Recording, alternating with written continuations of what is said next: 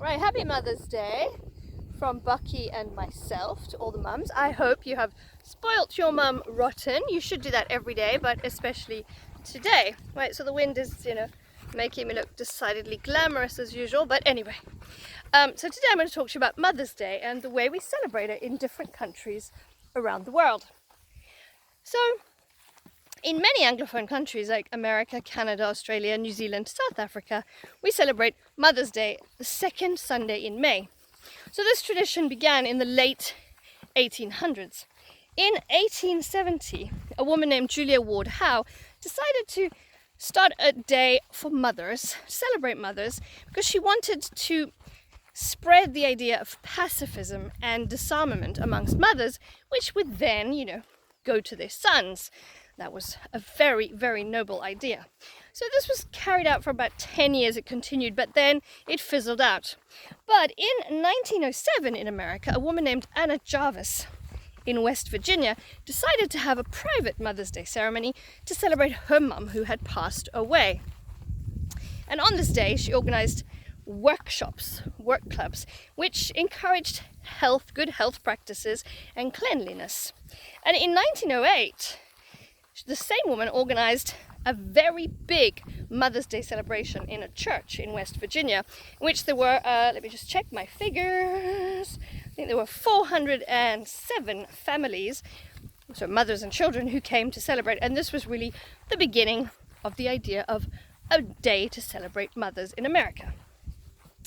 In the UK, it's Mothering Sunday, and it actually has nothing to do with mothers. Well, the origins have nothing to do with mothers. It started in the 16th century, and it's the fourth Sunday of Lent. So you're all good Catholics, you probably know what Lent is. Lent is when you give up something like chocolate or wine for 40 days before Easter. I have never done this, but I'm not Catholic, so I don't have to. Anyway, so on this fourth Sunday of Lent, it was tradition that people would come home to their mother church, because children in the 16th century would leave home as young as 10 years old to go and work as apprentices or servants.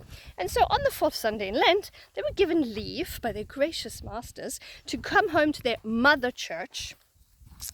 And so it became a day when they came back to their home, celebrated and spent time with their mothers. Right? So this is Mothering Sunday. And on the way to church, they would pick flowers, violets, and they would present them to their mum when they got to church. And that was how this began.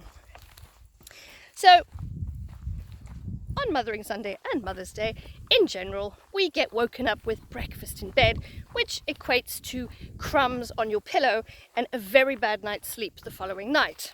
And we get some cards and gifts, and children do chores around the house for us. So here in France, it's the last Sunday in May, except when the Monday after is Pentecostal Monday. Then it's the first Sunday in June, which is the case this year. And it started in France, apparently, with Napoleon, who gave medals to women because they were giving birth to children and, populating France and providing him with soldiers to defend his empire. And then it was later, after the First World War, again the government began to give medals to mothers for having big families, several children, because they were rebuilding the population of France after the First World War. And then finally, in 1950, it was declared the fourth Sunday in May. I looked up some other interesting facts. So in Japan, Mother's Day used to be celebrated in March, but it's now celebrated the second Sunday in May. And it started after the Second World War, when it was actually more a way to comfort the mothers who had lost sons in the Second World War. Later it became a tradition to celebrate mothers, and the children would give their mothers red carnations. So a carnation is, wait for it, I had to really practice one, a fleur d'oeillet. Okay, so if the mother was alive, they'd give them a red carnation. But if the children had lost their mothers, they would put out a white carnation in their windows. They would display one on Mother's Day. And in India, Mother's Day is a 10-day festival in October, and I'm just going to check my information so I can find the name, but I think it's the goddess of mothers. It's to celebrate the goddess of mothers, and her name is Durga. And people eat lots of delicious food, they bring gifts, and they decorate their homes to celebrate mothers in India. And I also have to say, I found a very interesting fact that in Serbia, Mother's Day is a combination. There's 3 Sundays before Christmas. It's Mother's Day, Children's Day, Mother's Day, Father's Day. And you need rope. I know, it's really weird. The children, on Children's Day, the children get tied up, and they are only untied when they swear to behave. I quite like this idea. I think I might do that in my house. And then on Mother's Day, the mothers get tied up until they can supply their family and their children with good food and yummy treats.